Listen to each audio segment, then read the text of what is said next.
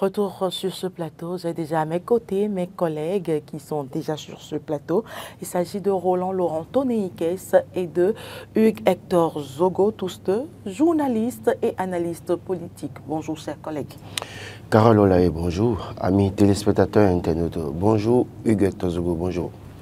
Bonjour Roland, bonjour Carole. Bonjour également à tous les internautes et à tous nos téléspectateurs qui nous suivent. Alors, Hugues Hector, bonne année. C'est la première fois que je vous retrouve en ce début d'année. Je vous permets également de souhaiter vos bons voeux aux téléspectateurs. Merci Carole. Mes voeux sont réciproques à votre égard et à tous nos téléspectateurs. Je souhaite la grâce de la santé et je leur souhaite également de vivre le meilleur tout au long de cette année. Que notre pays vive davantage dans un environnement de sérénité, de tranquillité et de paix. Oui, je profite quand même pour vous formuler aussi mes voeux de santé, de prospérité, de bonheur, de toute façon. Que Dieu nous aide dans notre mission quotidienne et que les voix qui vont s'élever contre nous se taisent à jamais, au nom de Jésus. Merci beaucoup pour les vœux et je vous les réitère en retour, espérant que cette année nous offre davantage l'opportunité de répondre à la mission républicaine qui nous est confiée. Je partage également ces vœux et je vous les retourne également. Merci Carole. Nous allons démarrer cette analyse avec la primeur. Le bloc républicain suspend le ministre Samou Adambi. Il n'a plus droit de prendre des décisions au niveau des instances dirigeantes du parti politique. Alors, Roland Toneikes, nous démarrons par vous. Oui, qu'il vous souvienne qu'un journal avait écrit il y a quelques jours que Samou Adambi était réclamé par des jeunes de la 8e séance électorale, comme quoi il pourrait être candidat. Et je répondais à l'époque que oui, Samou Adambi aurait pris des initiatives. Bon, c'est vrai que quand je le dis souvent, les gens disent mais il tient ces informations d'où. Je crois que le parti maintenant donne la confirmation de ce que Samou Adambi fait certainement a pris des affaires, a mené des actions qui ne sont pas du goût des responsables du parti, parce qu'on dit là qu'il est suspendu de toutes les instances dirigeantes du parti. Et quand vous lisez le communiqué, c'est qu'il prend des initiatives personnelles. Écoutez, alors moi, je voudrais juste dire quelque chose. Écoutez, quand vous prenez Samou Adambi, pardon, il est ministre au gouvernement de Patrice Talon. Le BR suspend Samou Adambi et j'attends de voir ce que Patrice Talon fera de lui. Parce que, au fond, je me dis, est-ce que cette suspension de Abdoulaye Biachani a vraiment un effet sur Samou Adambi? S'il est au gouvernement au nom du BR, première chose, c'est que le gouvernement aussi devrait le sortir, le faire remplacer par un autre membre du BR, parce qu'il est suspendu. Alors, moi, je voudrais peut-être rappeler au Béninois qu'il ne faut pas se laisser distraire, se laisser divertir, parce que les gens sont en train de préparer quelque chose et ils sont en train de... On est en fait dans un jeu d'échecs. Et les gens essayent de déplacer un peu les pions pour voir ce qui va marcher, ce qui ne va pas marcher.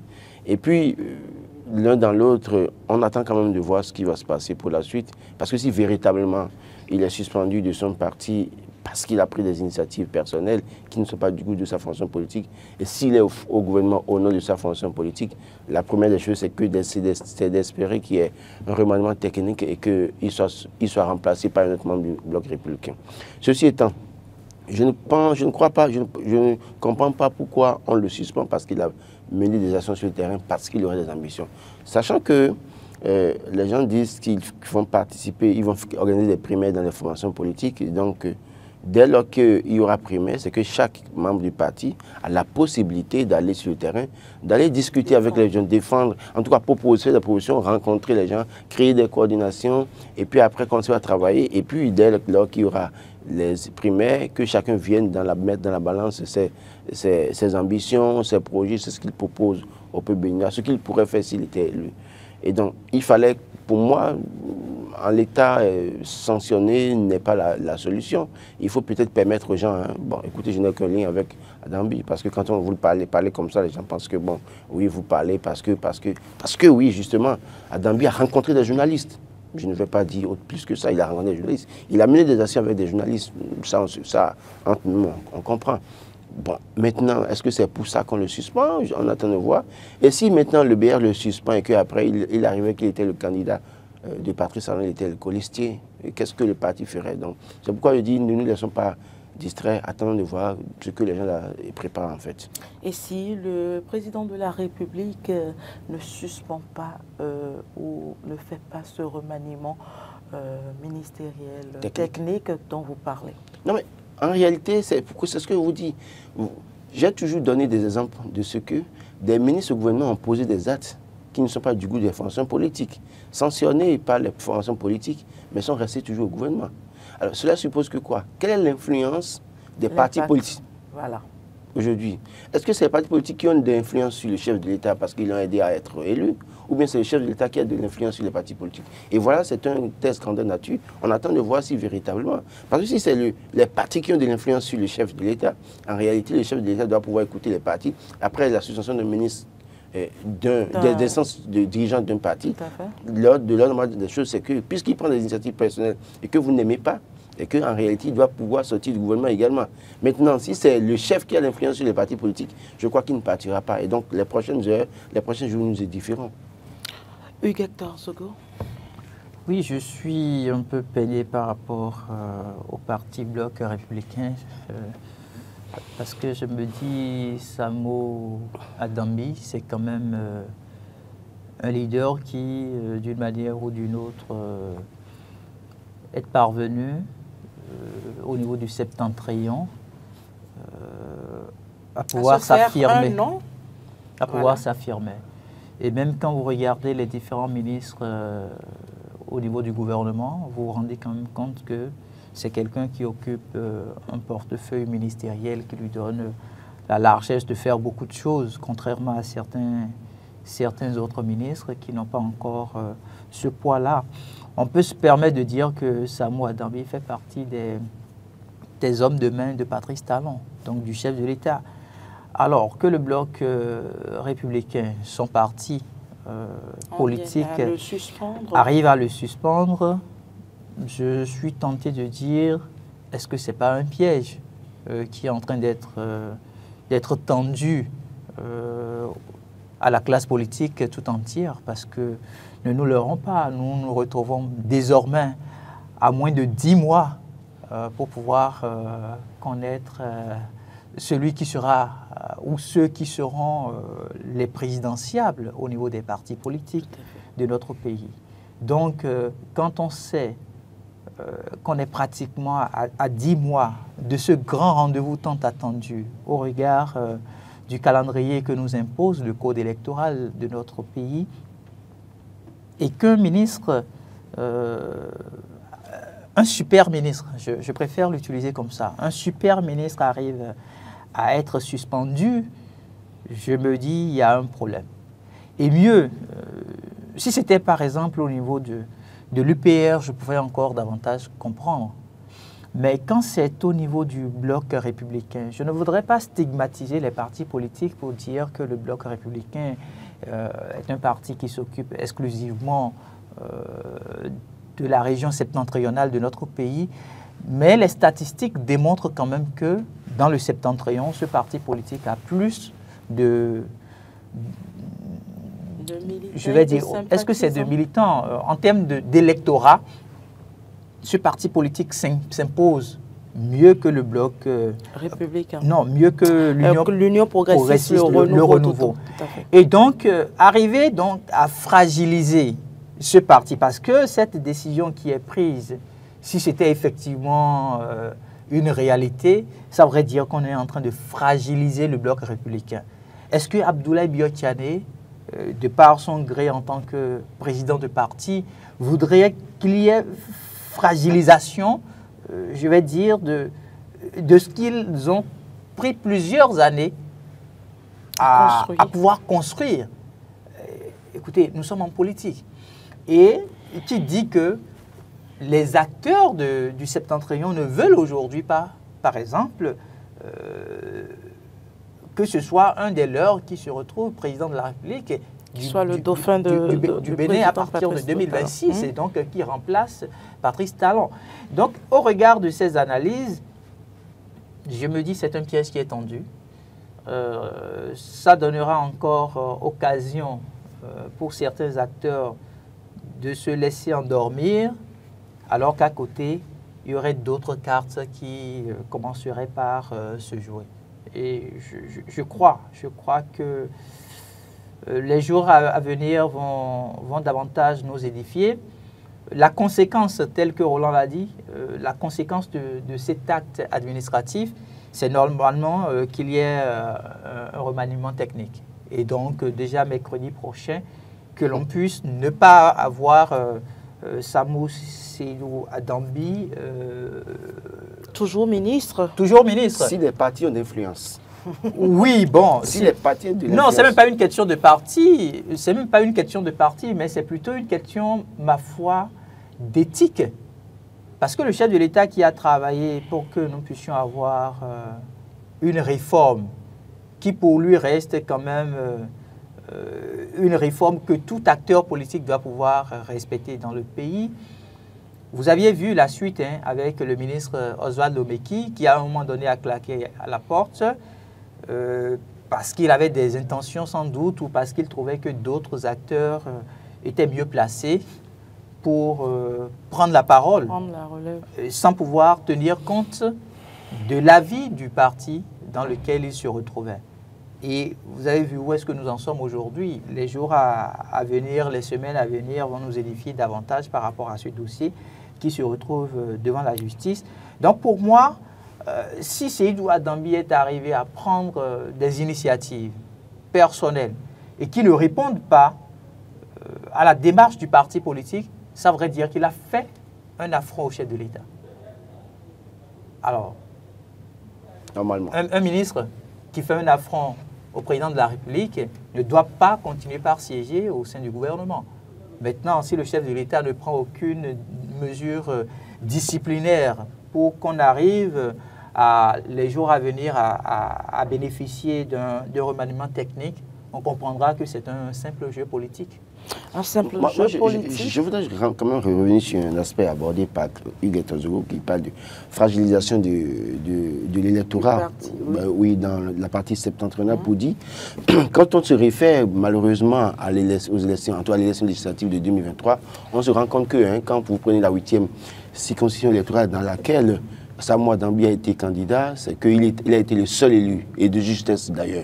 Donc au fond, est-ce que c'est vrai que c'est un cadre compétent, c'est un jeune assez compétent qu'il faut respecter. Vous voyez les portefeuilles qu'on lui a confiés aujourd'hui, il fait un travail assez important à la tête, en tout cas au sein du gouvernement.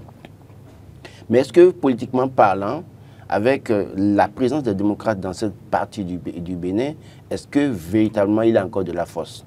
En fait, c'est là où le problème se pose. Et donc, je pense que pour Abdoulaye Biachane, peut-être qu'il pense sanctionner Samou Adambi aujourd'hui, il se dit, bon, écoutez, avec son groupe de la 8e, il ne nous apporte plus rien parce qu'ils ne pourront rien faire face à Boni Yahi. Et donc, il ne représente pas pour autant une menace, peut-être une lecture. Mais pour dire, oui, bon, il représente peut-être pas plus une force pour le parti. Mais j'estime que c'est quelqu'un qui est quand même aimé par un certain nombre de personnes. Même au sein de la classe politique, quand vous avez parlé de Samou Adambi, beaucoup sont unanimes sur le fait que c'est un jeune assez compétent, assez respectueux, assez, je ne sais pas, je manque de qualificatifs pour dire qui il est. Donc, ça, c'est vrai. Donc, attendons de voir. Donc, apparemment, vous l'avez expérimenté. Non, parce que vous dites c'est vrai. J'ai été un peu proche. Je suis journaliste depuis des années, donc j'ai eu à fréquenter beaucoup donc l'un dans l'autre, peut-être ça c'est en sa faveur, parce que beaucoup de personnes parleront bien de lui, mais avec la machine du Parti démocrate, il n'a peut-être plus de force dans la 8e. Mais comme je l'ai dit, j'attends de voir quand même si le chef va travailler à l'enlever du gouvernement parce qu'il est membre du Parti démocrate. Mais je voulais qu'on ne fasse pas de comparaison avec le cas Omeki. Le cas Omeki c'était un affront pratiquement face au chef de l'État directement d'abord, parce qu'il n'a pas osé dire au chef de l'État ce qu'il pensait. Et on sait très bien que dans les coulisses, beaucoup de choses sont passées, le chef n'était pas d'accord, et après le parti a pris ses responsabilités. Mais pour autant, Il était toujours membre du parti et il a continué. Donc, je crois que l'un dans l'autre, est-ce que véritablement le cas Omeki, où Omeki est parti, Omeki d'ailleurs a démissionné, hein, il n'a pas été sauté. Oui, il faut rappeler ça. Oui. Omeki a été sauté, il n'a jamais démissionné. Il a démissionné, pardon, il n'a jamais été sauté. Donc, dans le cas de Adambi, est-ce qu'Adambi va démissionner parce que le parti le suspend des instances dirigeantes du parti, ou bien il va attendre que le chef prenne ses responsabilités et décide maintenant de dire, bon, jeune ministre, je suis obligé de me séparer de vous parce qu'en réalité, vous ne respectez pas mes prérogatives et donc, par conséquent, je suis obligé de me séparer de vous. Donc, on attend de voir. Et je dis, et c'est pourquoi je dis, est-ce que aujourd'hui, véritablement, les partis politiques ont une influence sur le chef de l'État qu'ils ont contribué à porter au pouvoir, ou bien c'est le chef qui a une influence sur ces partis politiques. On verra bien dans les prochains jours. Quelle probable destination pour Samou Seydou? Non, il est toujours membre du BR. Il est toujours membre du BR, mais il peut décider autrement par rapport à la suite des événements. Il peut décider. Maintenant, aujourd'hui, on en parle au cas où le président fait ce remaniement technique, ou s'il démissionnait, quelle probable destination pour l'homme? Les acteurs politiques du Bénin sont imprévisibles. Donc, je ne sais pas où il peut partir. Peut-être qu'il peut aller à l'Union progressiste de renouveau, parce que j'avais dit, hein, il y a quelques jours que... Mais c'est toujours un parti de la mouvance? Oui, fort probablement. Il y avait la carte à Tropo, et Adambi Colistier, ou Djogbenou et Adambi Colistier. Donc, il y avait cette carte qui se joue dans les coulisses. Donc, est-ce qu'après... Puisque son parti le suspend maintenant, il sera, s'il entend, il démissionne du parti, est-ce qu'il ira à l'Union progressiste de renouveau pour concrétiser son rêve? On attend de voir. Et puisque, en fait, aujourd'hui, dans la formation des candidats pour les élections présidentielles au Bénin, il faut faire très attention. Il faut faire l'effort d'avoir, au niveau des duos de candidature, les deux partis du Bénin représentés. Et bon, le parti Salon a été très ingénieux en 2026 et 2021, pardon, d'être candidat et de proposer Talata Tchabi comme colistière de la partie septentrionale et en tant que femme également. Donc, toute personne qui serait candidat, en tout cas titulaire, candidat au poste titulaire de président de la République, si cette personne est du septentrion, doit travailler à trouver quelqu'un de la partie méridionale comme colistier. Donc, ce qui fait que quand on regarde les différentes candidatures qui sont proposées au niveau qui se font savoir du côté du parti de l'Union progressiste de renouveau, il se peut qu'ils aillent chercher les colistiers de l'autre côté. Et de l'autre côté, aujourd'hui, il faut quand même chercher un jeune qui peut faire l'unanimité, qui peut... Et il ne faut pas oublier... Il y a également peut-être le président du parti qui nourrit ses mêmes ambitions. Oui, c'est ce que j'ai dit. Qui ça? Blabia Tchane? Non, mais quand même, il est out. Il ne peut plus être candidat. Bon, sauf si le code électoral était révisé, la constitution était révisée. Donc, il ne peut plus. Donc, c'est à lui, et c'est certainement pour ça que lui aussi, il prend ses marques pour voir qui il va proposer. Parce qu'en fait, c'est quand même une grande opportunité pour lui de pouvoir trouver quelqu'un sur qui compter, qui peut proposer. La même question pour vous. Quelle probable destination pour l'homme? Ouais, il pourrait éventuellement se retrouver au niveau de l'UPR, mais ça aurait encore été là un piège parce que vous n'allez pas, même quand il se retrouverait au niveau de l'UPR, en tant que colistier du leader de la mouvance, donc du présidentiable, quel sera finalement le mot d'ordre du parti, le bloc républicain, en période de campagne?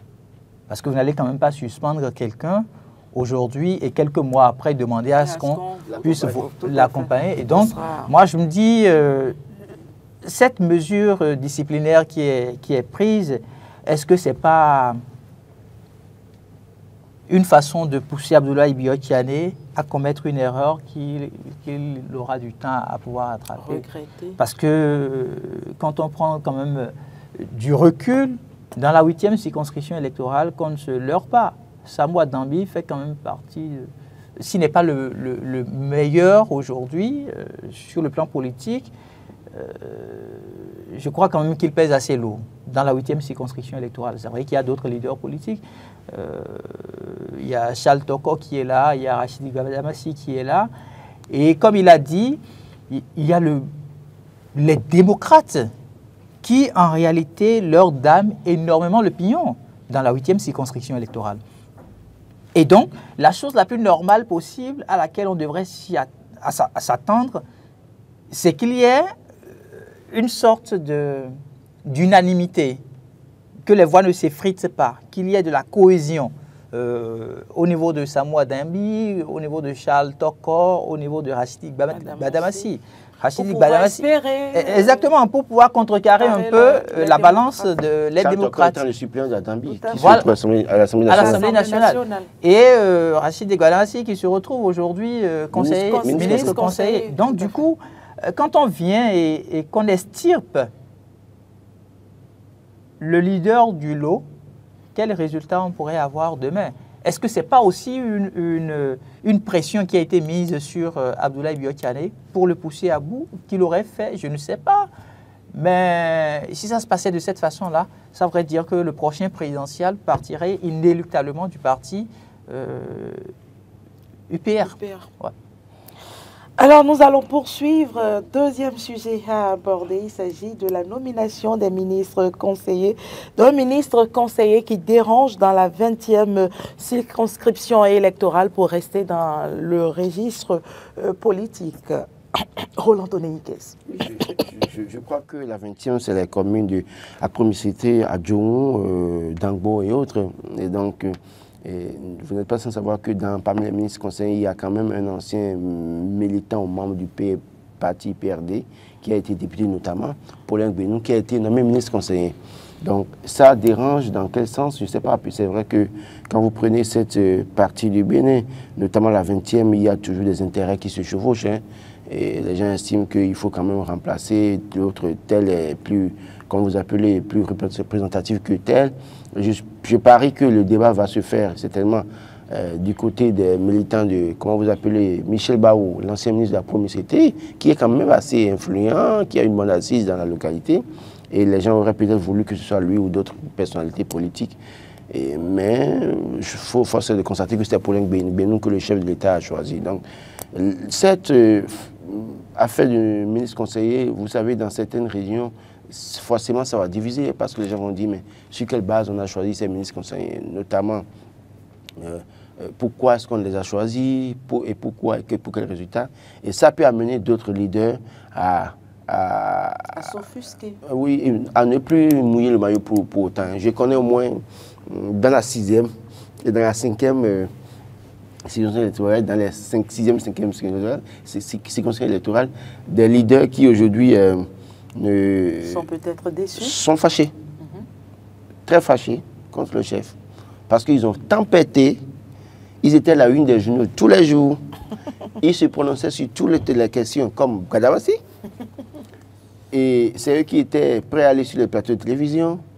Mais malheureusement, à l'arrivée, ils n'ont pas été ministres conseillers. Ils sont suffisamment fâchés contre le chef. Donc, cette affaire de ministre conseiller, c'est normal hein, qu'il y ait des déçus, qu'il y ait des fâchés, et qui peut-être vont décider de reculer simplement. Et puis après, vous ne soyez pas surpris de voir certains parmi eux, avec toute honte but, en fait, toute honte but, se retrouver à dire nous démissionnons pour rejoindre l'opposition, en attendant de voir ce qui va se passer. Et c'est en fait là le véritable problème. J'ai toujours dit, les gens sont-ils là-bas par conviction ou par intérêt politique? Une fois encore, avec ce qui se passe dans la 20e, ça montre clairement que, oui, les gens veulent plutôt être nommés plutôt que de continuer à militer. Et donc, quand on milite et qu'on n'est pas nommé, on est fâché et on est prêt à démissionner. Ça a commencé. Hugues-Hector Zogo, très rapidement. Oui, Paulin Benou qui se retrouve être un ancien député à l'Assemblée nationale. Dans la 20e circonscription électorale, c'est une chance pour lui de se retrouver aujourd'hui, bénéficier de la confiance de son parti politique et d'être positionné en tant que ministre conseiller, parce que n'oublions pas, le chef de l'État n'a discuté qu'avec les partis politiques pour la nomination des 12 ministres conseillers. Tu as discuté avec les partis politiques? Oui, puisque ce sont les partis politiques qui ont fait des propositions. C'est ce qui était dit. Bon. Mais dans les faits, est-ce que véritablement... Je ne sais pas si vous connaissez au titre des 12 J'ai posé une question ce matin. Je ne sais pas si vous connaissez au titre des 12 ministres conseillers, un qui s'y retrouve et il y a qui n'a deux, pas été il y a deux par... présidents de parti. Je peux comprendre que bon, on a discuté avec ces deux présidents de parti. Est-ce que les autres, véritablement, on a discuté avec les partis politiques pour les choisir, sachant très bien, puisque c'est pourquoi ce matin, j'ai posé une question. Est-ce que les partis politiques ont véritablement de l'influence sur le chef, ou bien c'est le chef qui a de l'influence sur les partis politiques? Et cette politiques? question, moi, ça me fait rebondir en disant que les cadres des partis politiques, s'ils ne sont pas d'accord avec ce qui se fait, c'est maintenant qu'ils doivent quand même prendre la parole. Parce que si les tests demandent à ce que le chef de l'État puisse... Vous voulez les achever ou quoi? Allez-y, allez-y. Si on souhaite que... si la base, en fait, la base qui permet de pouvoir nommer les ministres conseillers, c'est que la liste provienne des partis politiques. Et qu'en tant que cadre d'un parti politique, vous n'aviez pas senti qu'il y a eu discussion, qu'à aucun moment on ne vous a associé pour savoir bon, quelles sont vos ambitions. Est-ce que vous connaissez au sein de notre parti politique certains cadres éventuels qu'on pouvait proposer au chef de l'État? Si rien de tout ça n'a été fait, et que vous n'avez pas aussi la possibilité de vous prononcer alors que nous sommes dans un régime démocratique, je me dis, vous portez en fait atteinte à la liberté d'expression au sein des partis politiques. Et donc, pour moi, ce n'est plus une question de Patrice Talon ou du chef de l'État, mais c'est plutôt une question de ceux qui militent au niveau des partis politiques, est-ce qu'ils connaissent effectivement leurs droits? Parce que si vous êtes militant d'un parti politique, vous apportez d'abord le droit d'adhésion en tant que membre du parti. On vous permet en retour d'avoir une carte de membre. On a des informations, des données. Vous êtes dans l'idéal politique. La réalité politique, ce n'est pas comme ça. Oui, mais en tout cas, ce serait quand même bien qu'on retourne à cet idéal-là. Je suis d'accord avec vous. Oui. Ce que vous décrivez là, c'est bien l'idéal politique, ce qu'on aurait souhaité. Mais dans la réalité, est-ce que c'est ça? Bon. Oui, est-ce que vous avez le sentiment que ce n'est pas ça aujourd'hui? Non, mais ce n'est pas la réalité. Bon, on a combien de partis au Bénin aujourd'hui? On peut quand même faire un petit exercice. Mon cher Hugues, on ne va pas passer notre temps à parler de ça. De vous et moi, nous savons très bien comment est-ce que ça fonctionne. Donc, on ne va pas quand même... Le plus important, c'est que les Béninois se portent mieux. Voilà, le plus important, c'est que les Béninois se portent mieux. Nous allons rester dans le même registre pour toujours parler politique. Voilà, avec Matin Libre, toujours, Kemi Seba, candidat à la présidentielle. Matin Libre dit ce matin les yeux doux de Kemi Seba au parti Les Démocrates. J'ai vu la réaction de Guy Mitokpe et de Julien Kandé-Kansou qui déjà, après cette déclaration, Kemi Seba ont réagi. Et puis, je crois que Julien Kandé-Kansou demandait à Kemi Seba de venir faire son adhésion au Parti des Démocrates.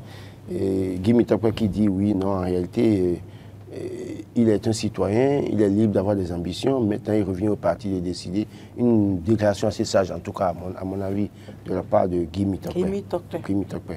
Alors, donc, pour dire oui, aujourd'hui, on attend de voir. Il fait les yeux doux au Parti des démocrates. Est-ce que véritablement, le Parti des démocrates va l'écouter? Parce que par le passé, il a eu des positions assez tranchées face au Parti des démocrates. Je ne vais pas me permettre de revenir sur ça. Il revient au Parti des démocrates de ressortir les archives. Moi, ce n'est pas mon rôle de les aider. Donc, il a dit des choses contre le Parti démocrate par le passé, mais si aujourd'hui il estime que oui, avec une fusion, avec une mise ensemble, il peut travailler à être candidat du Parti démocrate et qu'il pense qu'il est la personne idéale qui pourrait travailler à faire partie Patrice Talon. Encore que l'essentiel, ce n'est pas de faire partie, c'est de proposer mieux. Voilà. Proposer mieux. Et on sait très bien que la dynamique de Kemi Seba, c'est mettre fin à la France-Afrique, mettre fin au franc CFA. Et quand vous voyez Kemi Seba, quand on voit un peu sa prise de position, on comprend que dès qu'il sera président, on ne va pas faire 24 heures à rentrer dans l'AES. Donc on comprend ça, on comprend cette dynamique-là. Mais est-ce que véritablement les Béninois écoutent mieux son message? Parce que dans sa déclaration, j'ai eu le temps de suivre quand même, il a passé des vidéos où quelqu'un aurait organisé un micro-trottoir, ce qu'on appelle le vox pop. Et les gens disaient que Kémy Séba. Sachant que vous et moi, on est journalistes, on sait ce qu'on appelle... On sait des fois comment les votes se sont réalisés. On peut faire les votes pop orientés, choisir les personnes et leur proposer quoi dire, et puis après utiliser ça comme repère. Bref, il est libre d'être... On ne dit pas que c'est ce qui s'est passé. Écoutez, même si je dis ça, il ne peut pas me faire un procès. Non. Parce que moi, je suis journaliste professionnel. Je sais qu'à un moment donné, les votes pop, c'est orienté. Ça, c'est connu. En tout cas, si ce n'est pas connu des Béninois, sachez que parfois, les votes, là, c'est préparé. Il y en a qui sont que nous préparons très bien. Parce qu'on veut, c'est ce qu'on veut que les gens disent. Donc, il n'y a pas... Si parce qu'on veut atteindre un objectif donné. On ne dit pas forcément que c'est ce qui s'est passé. Oui, mais écoutez, oui, bon, il peut se fâcher. Bah, je n'ai pas de problème avec quelqu'un. Allez-y. Donc, véritablement, il peut être candidat du Bénin. Il est libre, il est un citoyen béninois. S'il est candidat et que les Béninois l'apprécient, l'aiment, il sera à sa vision, il sera président du Bénin. Bon, maintenant, il sera candidat sous la bannière vraiment du Parti des démocrates. Comment ça va se passer? Pour autant, c'est vrai que je vois des gens s'agiter encore pour dire... Je voudrais dire aux jeunes ce matin, cessez de vous agiter avec l'affaire de Kémy Séba. Pourquoi? Parce que les politiques que vous voyez, toutes catégories confondues, il suffit que Kémy Séba débarque au Bénin avec des milliards. Les gars, ils vont faire rentrer chez lui, chacun va prendre sa part et désavouer, se réunir eux-mêmes. En fait, ils reviennent sur ce qu'ils avaient dit par le passé pour dire non, en fait, c'est pas ça. Hein. Et ils seront prêts à chanter Kémy Séba pour qu'il soit président de la République. C'est là le problème. Parce que quelqu'un disait hier quelle est sa base. J'ai dit, mais en 2006, quelle était la base de Boni? En 2016, quelle était la base de Patrice Talon? Vous connaissez une base de Patrice Talon? Parce qu'il y a des acteurs politiques quand même, quand vous les prenez, vous pouvez dire que je prends Guadama, si qu'on ne le veuille pas, il a une base. D'accord? Je prends à tout hasard Adrien Ngwedji, il a une base. Forcément. D'accord? Donc, il y a des candidats à Moussou Bruno. Voilà. Donc, c'est des gens qui, avec le temps, ont préparé des circonscriptions électorales à leur cause. Mais les deux derniers présidents, en tout cas, que nous sommes en train de connaître là, sont venus, même si on sait qu'on dit qu'ils étaient des faiseurs de roi, l'autre était faiseur de roi, en fait, mais même à Ouida chez lui, la preuve en 2016, allez regarder les chiffres dans les usines à Ouida chez lui. Donc ça veut dire qu'il n'avait pas de base. Mais à un moment donné, les acteurs politiques que nous connaissons n'ont pas hésité, vous savez pas, à se rallier à sa cause. Donc, l'un dans l'autre, c'est la question d'intérêt qui guide ces personnes. Et on en parlait tantôt. Ces acteurs politiques-là, il suffit seulement qu'ils trouvent pour leur compte et qu'ils trouvent la possibilité qu'on leur dise qu'ils iront passeport diplomatique et qu'on peut leur donner la possibilité d'avoir maison en Russie ou je ne sais quoi, ou en Belgique. Ils sont prêts à revenir demain matin, alignés pour créer une coalition pour dire que Kémy Séba est le meilleur profil pour le Bénin. Donc c'est ça le véritable problème. Donc je dis aux gens, écoutez, Kémy Séba, qu'il soit candidat ou pas, l'essentiel, c'est que celui qui va remplacer Patrice Talon soit quelqu'un qui porte les idéaux du Bénin, que ce soit quelqu'un qui soit à l'écoute du peuple béninois et que ce soit quelqu'un qui soit capable de faire mieux que Patrice Talon. Patrice Talon a fait des choses extraordinaires. Celui qui doit venir doit pouvoir être en mesure de faire mieux que lui. On ne veut pas quelqu'un qui va venir encore et retarder les projets en cours. Surtout que la personne amenuise les difficultés ou les vicissitudes auxquelles sont confrontées les populations. Il faut être honnête sur un fait. Hein. La mosée économique, c'est partout. C'est partout. Donc, oui. Mais toujours est-il que les gouvernants peuvent faire quelque chose pour atténuer l'effet de cette morosité. Les gouvernants vont faire quelque chose, mais il revient aussi à chacun de nous de redoubler d'efforts. Pas pour se passer les Hector Zogo, votre lecture. Je voudrais quand même dire que Kémy Séba est dans la distraction. Excusez-moi de le dire de cette manière-là. C'est quelqu'un qui veut tenter un coup de communication et ça a commencé par marcher déjà dès ce plateau que nous animons. Il sait très bien qu'aucun parti politique n'a la possibilité de faire connaître son candidat avant octobre 2025. Et il sait également, il est très intelligent en fait, Kémy Séba. Il sait très bien que le peuple béninois, à la date d'aujourd'hui, a soif de connaître qui éventuellement pourrait se retrouver en tant que présidentiel. Donc il joue sur les émotions. Il a toujours joué sur les émotions. Kémy Séba a toujours joué sur les émotions de la masse. Et donc par conséquent, il revient et puis il fait une déclaration. Et sachant très bien que le parti Les Démocrates se retrouve aujourd'hui. Sachant très bien pas de parti. Hier, ça m'a fait sourire quand j'ai suivi la vidéo. Le parti Les Démocrates se retrouve être le parti de l'opposition. pratiquement dans tous les États africains, quand vous faites bien une analyse, quand un chef d'État est en fin de deuxième mandat constitutionnel, tout le monde souhaite que l'alternance ne soit pas forcément le parti au pouvoir qui puisse voir son candidat élu. Et donc, l'opposition, que ce soit une opposition de forme ou que ce soit une opposition concrète susceptible de gagner effectivement le pouvoir d'État, tout le monde aspire à ce que ce soit cette classe opposante-là qui gagne les élections. Et donc, au regard de ces statistiques, au regard de ces indices, il se dit, le parti, les démocrates, c'est le parti qui, dans la conscience collective, se retrouve donc être le parti adulé. Et par conséquent, je fais une déclaration et je me relie au parti Les Démocrates. Pourquoi ils ne s'intéressent pas, par exemple, à l'UPR? Ou encore à Moël, ou encore à parce qu'il sait, il est, en fait, c'est un... Il est un opposant, donc il ne peut pas se rallier à l'UPR ni au BR. À aucun moment, il a fait une déclaration. Non, en fait, Kémy Séba, son jeu, c'est très simple. Vous allez voir, il va... Parce que ce qu'il fait, c'est pour après dire aux gens, écoutez, j'ai les moyens. C'est tout. J'ai les moyens, et donc, sachant que le Parti des démocrates, c'est un parti d'opposition, ils n'ont pas de moyens pour autant. En 2021, ils ont eu des difficultés. N'eût été la candidature de Rick Amadou qui leur donnait un espoir, parce qu'elle avait quand même les moyens de faire face aux défis. Et il n'y a pas d'autres personnes dans le parti aujourd'hui. Andel Boniaï, qui est ancien chef d'État, mais est-ce que, puisqu'il n'est pas candidat, est-ce qu'il va mettre son argent à la discussion d'un autre candidat, sachant que ça peut jamais ne pas marcher. Voilà, donc il y a cette situation. Non, Kémy Séba va jouer sur ça, il joue d'abord sur les émotions, après il viendra avec la masse d'argent en griffe si possible. Non, mais c'est sa stratégie à lui de réclamer de l'argent au niveau de... Bon, moi je ne tiens pas... Non, mais il faut le problème, c'est que quand on regarde Kémy Séba, on voit son mode de fonctionnement.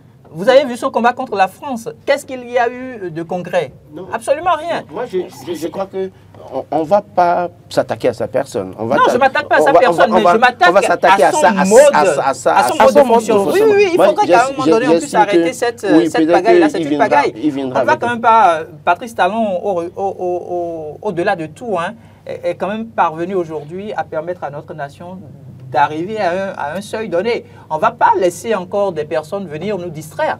On a besoin effectivement de présidentiable, mais pas de Kémy Séba comme présidentiable au Bénin. Je crois que si quelqu'un comme Kémy Séba décide d'être candidat, d'abord je l'ai dit, c'est un citoyen, il peut être candidat. Nous n'avons pas la possibilité de l'empêcher d'être candidat. Si le parti, les démocrates, commet l'erreur de positionner quelqu'un comme Kémy Séba, ça veut dire que le parti même n'est pas assez sérieux pour comprendre les défis auxquels le Bénin se retrouverait face à partir de 2026. Vous et moi, nous sommes sur ce plateau, nous n'avons pas... La position de Hugues Hector est très tranchée. Moi, je ne veux pas avoir une position tranchée. Vous savez Kémy Séba, quand il se retrouve face à la France, il est ferme. Et donc, par rapport au Bénin, le Bénin de demain dont nous rêvons, ce n'est pas de quelqu'un comme lui qu'il nous faut comme présidentiable en 2026. On peut se retrouver après 2026, mais pour 2026, il n'est pas la personne idéale. Donc, il arrête de nous distraire aujourd'hui. Je ne vais pas avoir une position tranchée face à Kémy Séba parce que les acteurs politiques que nous avons là, il faut faire confiance à personne parmi nous. Donc, tout peut arriver. C'est pour ça que moi je dis, ce que je veux dire simplement, c'est que face à certaines situations, difficultés du Parti des démocrates, le monsieur a fait une lecture en réalité. En observant le parti, il se dit, mais finalement, qui là? Est-ce que c'est Eric Ngoundete qui sera représentatif? Est-ce que c'est Nourenou Achadé? Est-ce que c'est Basile? En fait, il a fait une lecture de loin. Il se dit, bon, écoute, si je vais voir ces gens-là, avec ce que je peux voir, les partenaires au plan mondial, tout ça là, ça peut marcher. Et donc, Eric Ngoundete n'a pas la possibilité aujourd'hui de faire gagner au parti les démocrates suffisamment de fonds de caisse pour les présidentiables. Il faut quand même que... Non, c'est ce que je dis justement. Oui, en fait, quand vous regardez, mais quand vous allez vous écoutez un peu les gars, pour moi qui ai l'habitude de fouiner un peu partout, bien sûr. Je peux vous dire que en réalité, en termes de moyens, Eric Ngoundete, est-ce qu'il a aujourd'hui la possibilité de mobiliser des ressources pour aller aux élections? En fait, non. On ne va pas se leurrer par le passé. Eric Ngoundete, je crois, deuxième personnalité, à la limite, deuxième personnalité de l'État, parce qu'il a été premier vice-président de l'Assemblée nationale. Et ça représente quoi pour vous? Et puis, Ben, premier vice-président de l'Assemblée nationale. Oui, en fait, c'est quand même une tête très bien. En réalité, j'ai dit quelque chose subtilement. Si ce n'est pas face à les moyens si ce n'est pas face à j'ai dit quelque chose subtilement tout à l'heure. Oui. En réalité, je disais, la seule personne qui aujourd'hui, à proprement parler, peut avoir les moyens de mettre à disposition du parti, c'est Boni Yayi. Oui, mais au-delà de Boni Attendez, c'est Boni Yayi. Est-ce que Boni Yayi est prêt à mettre son... En fait, je dis les choses clairement telles que ça se voit. Je dis aujourd'hui, Kémy Séba, en réalité, s'il proposait d'aider le parti à avoir les moyens pour aller aux élections, je serais d'accord. Et c'est compte tenu de ce qu'il se rend compte que dans le parti, les gens financièrement n'ont pas le mot. Parce qu'une élection, il faut aller les coordinations départementales, communales, d'arrondissement, il faut faire des réunions sur le terrain, et ça a un coût, tout ça là. Le monsieur surfe sur, en réalité, un détail qui échappe à beaucoup d'acteurs. Et c'est sur ça qu'il veut jouer. Non, il revient au parti maintenant. Il ne peut pas surfer sur ça, parce que quand je prends Eric Ondété, c'est quand même une personnalité qui a un très bon carnet d'adresses. Et le parti Les Démocrates peut aujourd'hui décider de mettre en place un projet de société et travailler sur le plan international à avoir les moyens de l'accompagner. En fait, le véritable problème aussi, c'est parce que nos acteurs politiques, parce qu'ils ont vu l'ancien président Boni Yayi qui est là, ils se disent c'est à lui de mettre l'argent dans le parti. Sinon, sans peut-être le président... Que les députés démocrates cotisent pour le parti, ça ne leur suffit pas. Hein. Non, pas ce qu'ils cotisent, mais sur le plan... Il faut quand même, des appels de fonds quand il s'agit de... Les fonds qu'ils reçoivent de l'électorat. Pour avoir eu des élus, là, ça ne leur suffit pas. Non, je ne parle même pas du pays. Mais au-delà, ce que Kémy Séba souhaite faire pour peut-être le parti aujourd'hui, il y a quand même de têtes pensantes au niveau du parti Les Démocrates et qui peuvent faire mieux que lui.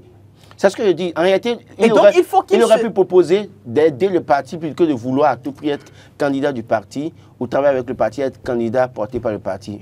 Il sait qu'en disant ça, le parti, à un moment donné, lui dira, bon, nous n'avons pas l'intention de te positionner, mais tu peux nous aider à avoir. Et lui, en retour, dirait, bon, si nous allons peut-être surfer sur cette stratégie-là, je suis prêt. Mais voici le pourcentage qu'il me faudra percevoir. En fait, le gars, c'est un commerçant. Non, Kémy Séba n'est pas un commerçant. Nous n'allons pas. En fait, je sais que si ça arrivait, si ce cas de figure arrivait, je sais qu'en tant qu'acteur, il peut poser des conditions pour dire voilà les pauses qui... Mais celui qui pose des il n'est pas comparé à quelqu'un qui dit bon, si je suis élu, si tu es élu, je jurerai le port. Mais dites-moi, quelle est la différence? C'est juste le mode opératoire qui différencie. Ça a toujours caractérisé tous les politiciens. Pourquoi ça vous dérange que j'en parle? Patrice Talon a fait quand même des concessions avec d'autres. Pourquoi ça vous dérange que j'en parle avec par le passé, vous veniez au pouvoir. Donc ça ne dérange personne. Nous allons évoluer et aborder un dernier sujet peut-être, le Vodou Days. Les Vodou Days. Tout est prêt pour que la fête se déroule parfaitement bien. On a mis, un journal a écrit que l'entrée est... Non, je ne vous donne pas la parole. Oui, on va commencer par là, on va commencer par là. Oui, les activités des Vodou Days, puisque je le vois venir, les activités des Vodou Days sont gratuites. L'entrée, c'est une entrée libre et gratuite. À la seule différence que vous savez qu'il y a des activités réservées pour une classe sociale donnée, ce que nous appelons les VIP. Voilà. Quand vous avez par exemple des ministres d'Affaires étrangères qui se déplacent, des ministres de la Culture qui se déplacent, quand vous avez des opérateurs économiques, ou quand vous avez des acteurs culturels qui viennent pour leur chiffre d'affaires, c'est comme lors d'un vol. Vous aviez la classe affaires qui est là, et puis vous avez les passagers qui se retrouvent également dans la classe économique. Donc je vais dire, c'est ce mode de fonctionnement là qui aujourd'hui laisse un peu perplexe beaucoup de nos frères et sœurs béninois ou africains. Et ils ont raison. Ils ont raison parce qu'on peut se demander si le VIP, par exemple, n'aurait pas la chance de vivre un certain nombre de choses que le citoyen ordinaire qui est béninois, qui est africain, qui a peut-être quitté le Togo, qui a quitté peut-être le Niger ou le Burkina et a envie de découvrir l'essence même du vaudou n'aurait pas eu droit. Et donc, je me dis, il y a eu un problème de communication. Il y a eu un problème de communication parce que sur le site des Vodun Days, le site officiel, vous avez quand même des tickets qui sont vendus. L'année dernière, il y en avait eu. Cette année encore, il y en a. Mais on a manqué, ou ils ont manqué un peu plus de tact dans la communication. Et donc, dans la conscience collective aujourd'hui, beaucoup se disent, si vous n'avez pas votre ticket, vous ne pouvez pas assister aux manifestations officielles. C'est une erreur. Les manifestations officielles sont entièrement libres et gratuites pour tout citoyen qui se retrouverait sur les plages de Ouidah pour prendre part aux activités des Vodun Days du 9 au 11 janvier 2025. Mais au cœur de tout ça, il y a des espaces réservés. Il y a des espaces réservés. Vous aviez peut-être des personnalités qui, au lieu qu'elles puissent simplement suivre la danse du Sakbata, par exemple, et juste après se lever, aller chercher à manger quelque part et reprendre leur véhicule et rentrer sur Cotonou ou ailleurs, ces personnalités-là, on leur réserve un espace où déjà séance tenante, on peut être en train de leur servir de champagne, parce que c'est ainsi que ceux-là ont l'habitude de vivre à l'extérieur. Voyez-vous un peu ce que je veux dire? Donc pour moi, ça ne devrait pas poser de problème. Mais il y a un véritable souci de... Vous aviez pensé que j'allais dire le contraire, ce que vous dites? Non, ce n'est pas dit ça. Mais il y a un véritable souci de communication. Il y a un véritable souci de communication qui doit être pour les éditions à venir travaillé pour que l'on n'assiste plus à cette sorte de discrimination. Parce qu'aujourd'hui, quand vous dites Vodun Days, vous allez par exemple à Ouidah, vous dites même Vodun Days, j'ai eu la chance d'assister à plusieurs rencontres que le conseil communal de Ouidah a initié avec le comité d'appui au Vodun Days, ayant à sa tête Madame Sabine Fourne. Et je me suis rendu compte que dans leur tête, dans la tête de nos concitoyens, c'est où est le ticket? Est-ce qu'on pourra trouver le ticket maintenant? Alors qu'en réalité, les tickets dont on parle là, c'est déjà bouclé depuis. Hein. C'est peut-être 400 ou 500 tickets, mais vendus en ligne. Peut-être à 500 000 ou peut-être à 1 million. C'est juste des chiffres que je donne. Le citoyen qui vit dans la commune de Ouidah ne peut pas débourser ce montant-là pour vivre les Vodun Days, voyez-vous. Donc, au-delà du fait que c'est une activité purement gratuite, il y a aussi le fait qu'on trouve la formule pour faire contribuer ces opérateurs-là qui ont la possibilité de mettre la main à la poche, parce que tout ce qu'on réalise aujourd'hui comme infrastructure pour permettre la pérennisation de cette œuvre-là a un coût. Maintenant, la grande question, c'est de savoir à combien ça revient aux Béninois. On en donnait une question. Bon, en fait, j'avais commencé par dire que j'ai vu un journal qui a écrit la CLE gratuite. Et Hugues a pensé que j'allais attaquer. Non, je ne vais pas attaquer ça. Je n'ai pas dit ça. Parce que c'est de l'argent qui est injecté dans cette affaire. Même si on ne connaît pas concrètement le budget, c'est que c'est de l'argent du contribuable béninois qui est injecté dans ça. Et donc, quand on en arrive à vendre des tickets aujourd'hui, parce que moi, je connais beaucoup d'afro-descendants qui viennent au Bénin dans cette période-ci, qui ont envie d'occuper les premières places et qui sont prêts à sortir de l'argent pour payer. Donc, quand c'est comme ça, c'est quand même bien pour notre pays. L'essentiel, ce qu'on va dire, la transparence et tout. Sinon, au-delà de tout, rien contre. Ce qu'on va dire, c'est d'organiser le truc de sorte que tout le monde puisse avoir assez. Mais plus que les premières places, comme c'est dit, puisqu'il y a, quand même, quand vous pouvez payer, vous avez de l'argent, vous pouvez aller manger au restaurant, vous avez un parking VIP, vous garez votre véhicule, vous êtes en sécurité, tout ça. Parce qu'il y aura du monde. Donc, il y a des gens qui ne sont pas du Bénin, qui viennent de l'extérieur, des Américains, des Haïtiens, des Guadeloupéens, des Martiniquais, qui ont envie d'être aux premières places pour suivre. Et qui sont prêts à dépenser de l'argent. Et ça nous permet quand même de rentabiliser. Écoutez, quand vous allez Je suis chrétien, hein. Quand les chrétiens vont en Israël, c'est une fortune. Tout à fait, c'est des millions, à coup de millions. Et quand les musulmans vont à la Mecque, c'est une fortune. À coup de millions. Donc, si les gens veulent venir au Bénin désormais pour le vaudou, quand même, il faut que ça participe à l'économie béninoise. Donc, on saurait combattre. Moi, je trouve que ce débat qui est fait sur cette affaire est un faux débat.